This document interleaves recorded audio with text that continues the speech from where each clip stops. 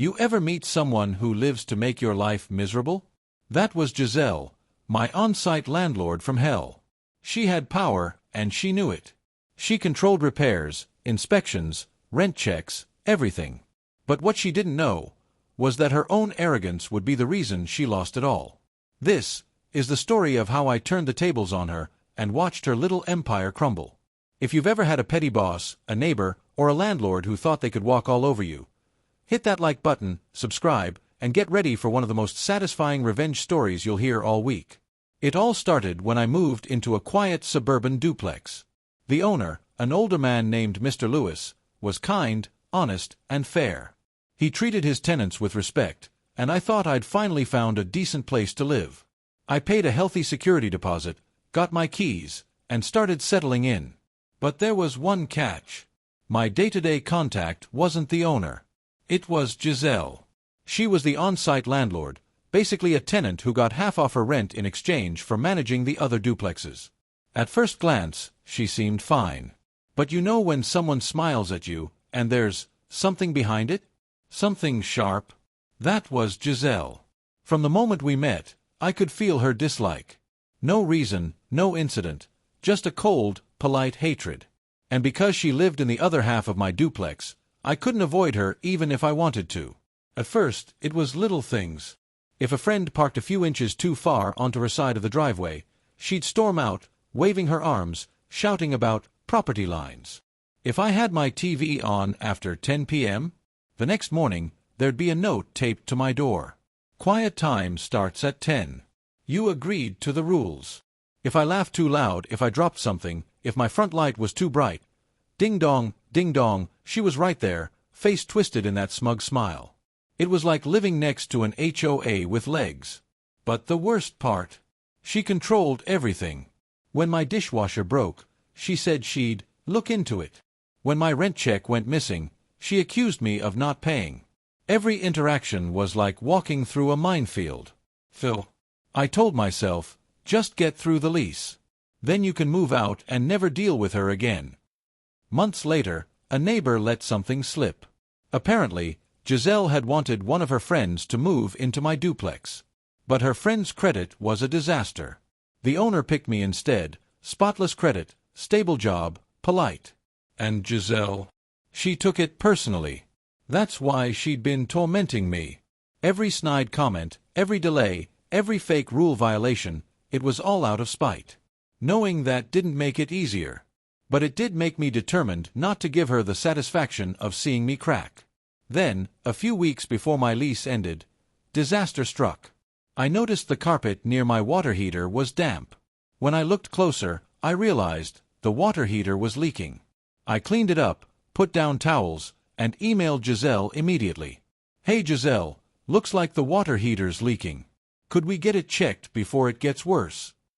No response. A week later, I followed up, politely. Still nothing. Another week passed. I sent another email, this time mentioning that a friend who's a plumber said it needed immediate attention. Finally, she replied. 4 words. I will look into it. And then, nothing. No maintenance call. No repairs. Just silence. She was stalling. Running the clock down until I moved out, so she could blame me for the damage. A few days later, I saw her outside watering her precious flowers. I tried one last time. Hey Giselle, about that water heater. She didn't even look up. I'll get to it when I get to it, she snapped. Then she turned, smirking. You are keeping everything spotless, right? Because I'm a stickler when it comes to inspections. If you want your deposit back, you better be ready for a white glove inspection. The words hit like a punch. That's when it clicked. She was planning to fail my inspection, to keep my deposit, maybe even claim damage from the leak she ignored. That night, I sat on my couch, fists clenched, running every possible outcome in my head. I could report her. I could yell, threaten, argue. But then I thought, no. There's a better way. A week later, as fate would have it, I spotted Mr. Lewis, the owner, walking across the street. He rarely visited, and Giselle wasn't around. That's when the idea hit me. I walked right up, smiled, and said, Hey, Mr. Lewis. I just wanted to thank you for being such a great landlord. I really enjoyed living here." He smiled warmly. "I'm sorry to hear you're moving out. You've been one of the best tenants I've had." That's when I struck. "Actually, if you have a few minutes, would you mind doing the move-out inspection with me? I just want to make sure everything looks good before I leave." He thought for a moment, then nodded. "Sure, why not?" And just like that, the power shifted. We walked through the duplex together. He nodded approvingly at everything. Clean kitchen, freshly vacuumed carpets, not a single hole in the walls. Then we reached the water heater closet. I stopped and said gravely, "There's one thing I'm worried about." I opened the doors. The towels were still damp. The floor beneath was stained and starting to smell faintly of mildew. Mr. Lewis frowned. "How long's it been leaking?" I sighed. "About a month." I told Giselle right away. "Actually, I have the emails here." I pulled out a neat folder I'd been keeping. Every ignored message. Every delay. Every time she brushed off a request. His eyes scanned the pages. His face went red. "She never told me any of this," he muttered. "No repairs, no reports, nothing." He looked around, frustrated. Then he turned to me and said, "Don't worry about the deposit. You'll get every penny back." That's when inspiration hit.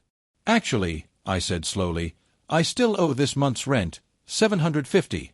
How about instead of me paying you $750 and you writing me a $500 deposit refund, I just pay you $250 and call it even?" He smiled. "Sounds fair to me." He signed the papers on the spot. I thanked him, shook his hand, and watched him drive away, knowing exactly what was coming next. That evening, there was a furious pounding on my door. Bam, bam, bam. I opened it to find Giselle, face red, hair wild, eyes blazing. "Where is the rest of the rent check?" she screamed. "You think you can short me and get away with it?" I stayed calm. "Actually, I paid $250, the balance after the deposit. The owner and I came to an arrangement." Her mouth dropped open. "What? That's not how this works. I handle the inspections. I decide the deposits. You can't just—" Her voice was trembling with rage. Spit actually flew from her mouth as she shouted, "You think you can go around me? You think you're special?" I smiled slightly. "No, Giselle. I just talked to the person who actually owns the property. If you have an issue, take it up with him." And then, slowly, deliberately, I closed the door. Her angry shouts muffled behind it, fading into silence. That image, her face frozen in disbelief, is burned into my memory. Pure, poetic justice. A few days later, I was almost done packing when I heard a knock. It was Mr. Lewis again, toolbox in hand. "Mind if I fix that water heater before the next tenant moves in?" I let him in, and as he worked, we talked. He mentioned casually, "My daughter's moving in here next month. She's going to help me manage the properties for a while." I raised an eyebrow. "What about Giselle?" He paused, then smiled faintly. "She's moving out. Said she can't afford the rent anymore." I couldn't help it. I laughed. That was it. The universe had spoken. The woman who tried to make my life miserable, who lorded her fake power over everyone, had lost everything she'd been clinging to. Karma doesn't always come fast. But when it does, it's beautiful. Giselle's petty reign ended not with a bang, but with the quiet sound of a door closing and her own arrogance catching up with her. She tried to manipulate the system, but the truth? The system never belonged to her in the first place. Sometimes revenge isn't loud. It's calm, calculated, precise. It's not about screaming or fighting. It's about letting the truth do the talking. And in this case, the truth cost Giselle her crown. If that ending gave you goosebumps, smash that like button, drop a comment about the most satisfying revenge you've ever witnessed. And don't forget to subscribe for more stories that prove karma always keeps the receipts.